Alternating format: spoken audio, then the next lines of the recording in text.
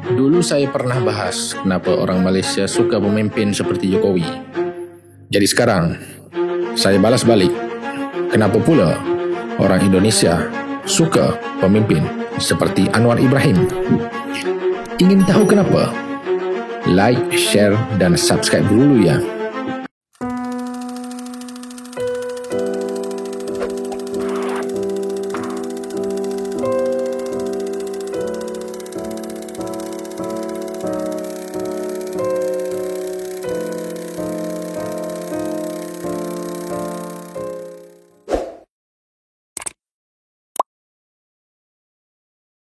This country is blessed, is still blessed.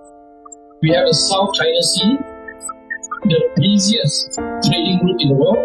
We control half of Straits of Malacca, the single busiest trade route in the world other than the Suez Canal. Right? We got all three races. We see this all the time. Presumably, my Malay friends can deal with Indonesia, the rising star of the region and the economic. The Chinese can supposedly deal with Taiwan and China.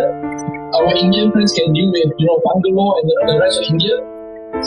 How did we fail? The pool of people we have, the fact that we all live together, that we tolerate each other, some of us intermarry. How did we fail? We fail because of corruption. We fail because of non-transparency of leadership. Ambillah kuasa raja, balik pada rakyat, kita sokong.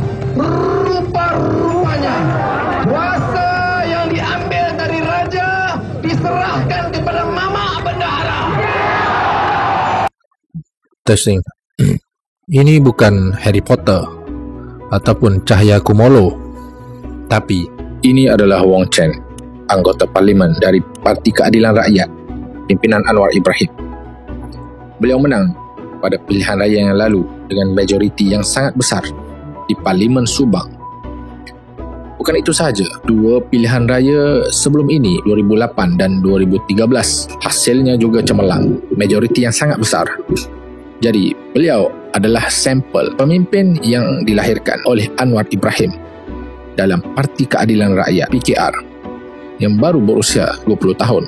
Apa yang anda lihat pada awal video tadi adalah gambaran bagi sebuah narasi Anwar Ibrahim, iaitu Gelombang Kebangkitan Asia yang pernah ditulis pada tahun 1997 sebelum beliau dipecat daripada jawatan Timbalan Perdana Menteri dan Menteri Keuangan pada waktu itu.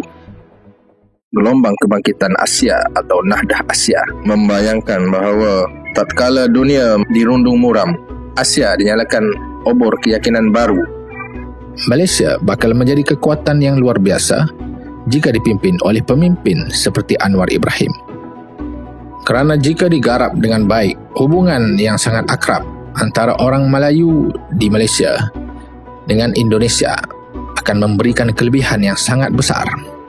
Misalnya orang Melayu bisa berkomunikasi dengan teman-teman di Indonesia tentang bagaimana mereka membangun negara Indonesia, sementara orang Cina boleh belajar dan bekerjasama dengan wilayah negara China dalam hal bisnes, teknologi dan militer. Begitu juga dengan orang India di Malaysia yang bisa bina hubungan dengan India. Jadi tiga kekuatan kaum terbesar yang ada di Malaysia jika dipimpin oleh orang yang benar tanpa pemisahan antara kaum, maka akan melahirkan sebuah hasil yang di luar jangka. Ini kerana selama ini Malaysia anda lihat dipimpin dari status quo semuanya. Pemimpin-pemimpin dari parti penguasa adalah sama, dari UMNO dan juga derivasi dari UMNO seperti Bersatu. Dan parti penguasa yang memimpin Malaysia adalah dari satu kaum sahaja, iaitu dari Parti Melayu. Namun pada kali ini, buat pertama kali dalam sejarah Malaysia, Perdana Menteri yang ke-10 Anwar Ibrahim bukan dari parti berasaskan ras Melayu, tapi dari parti multiracial, iaitu Parti Keadilan Rakyat. Yang menarik adalah bukan hanya rakyat yang berbilang kaum di Malaysia, tidak kira Melayu, Cina dan India saja yang excited dengan Anwar Ibrahim sebagai Perdana Menteri, tapi juga dari Indonesia. Dan ini tentu akan sangat baik dalam memindah hubungan Indonesia dengan Malaysia. Karena apa? Perdana Menteri yang sekarang ini banyak berinteraksi dan banyak tahu tentang Indonesia. Sehingga ini akan memperkaya bagaimana hubungan akan terjalin dengan baik. Kita coba lihat saja, misalnya Presiden Obama yang dulu pernah tinggal di Indonesia, lalu kemudian menjadi presiden, masih ingat hal-hal yang terkait Indonesia, dan tentunya mengikuti perkembangan apa yang terjadi di Indonesia. Saya yakin Perdana Menteri Anwar Ibrahim pun demikian.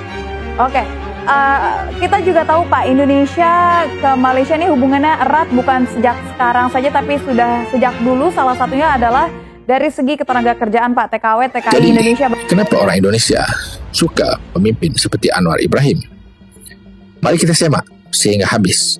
Yang pertama adalah gelora. Hidup Anwar Ibrahim sangat bergelora, mirip founding fathers Bapak Bangsa Indonesia, yang mana menderita dalam penjara, dikhianati oleh kawan, ditendang keluar dari pemerintahan, namun akhirnya terpilih juga untuk menjadi Perdana Menteri. Kisahnya ini jarang terjadi di dunia kini, namun ia mirip dengan beberapa founding fathers di Indonesia. Misalnya Soekarno mendekam di balik penjara dari tahun 1929 hingga 1931 di 7 tempat yang berbeza, sebelum yang terakhir pada 31 Desember 1931 sehingga terjadinya kemerdekaan.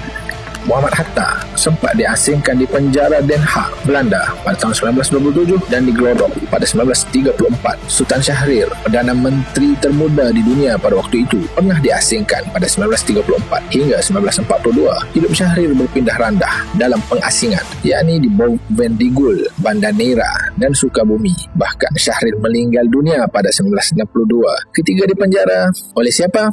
Oleh Soekarno juga temannya, gara-gara Parti Sosialis Indonesia PSI yang dipimpinnya terlibat dalam pemberontakan PRRI. Anwar Ibrahim pula tidaklah sehebat pemimpin-pemimpin Indonesia tadi. Hanya 3 kali di penjara. Pertama ketika berada di luar sistem politik, ketika memimpin mahasiswa untuk demonstrasi membela nasib petani miskin di Baling Kedah pada 1974. Yang kedua adalah ketika dipecat dari UMNO pada 1998, dan yang ketiga pada 2015 gara-gara kasus sodomi yang kemudian dibuktikan bahawa beliau diberi pengampunan oleh Yang di-Pertuan Agong. Sebab yang kedua, Anwar Ibrahim orang yang menyanjungi Indonesia. Anwar Ibrahim sudah dikenal sebagai orang yang sangat paham budaya Nusantara.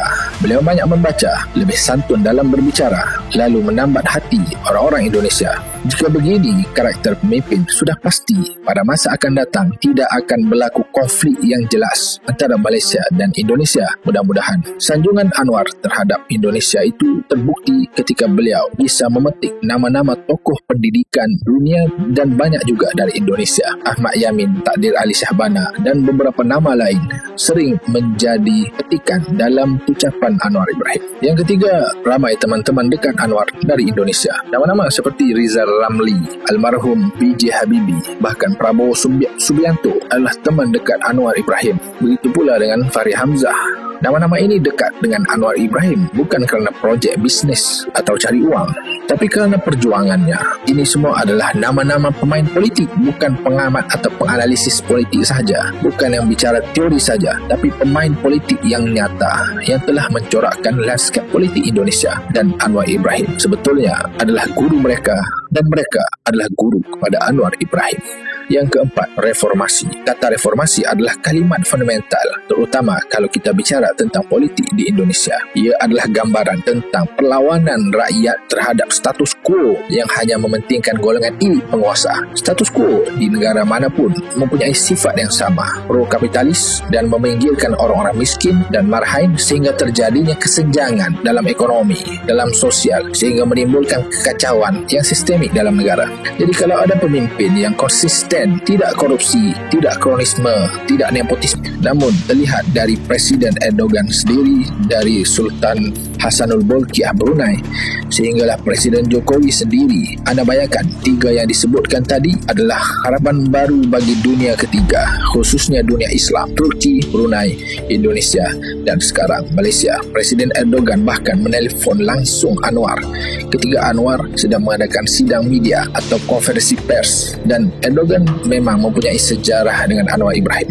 Anda bisa lihat di baju ini ketika Anwar Ibrahim ke Turki pada 2018. untuk menerima rawatan. Yang dipakai Erdogan adalah baju kot yang berdasi merah. Itu gambaran bahawa urusan yang dilakukan oleh Erdogan itu super penting. Bahkan ketika bertemu pemimpin dunia lain, beliau tidak memakai dasi merah dan kot hitam. Sultan Hassan Al-Bolkiah pula, Sultan Brunei yang pertama kali pergi sendiri ke Malaysia setelah 4 tahun tidak datang ke sini.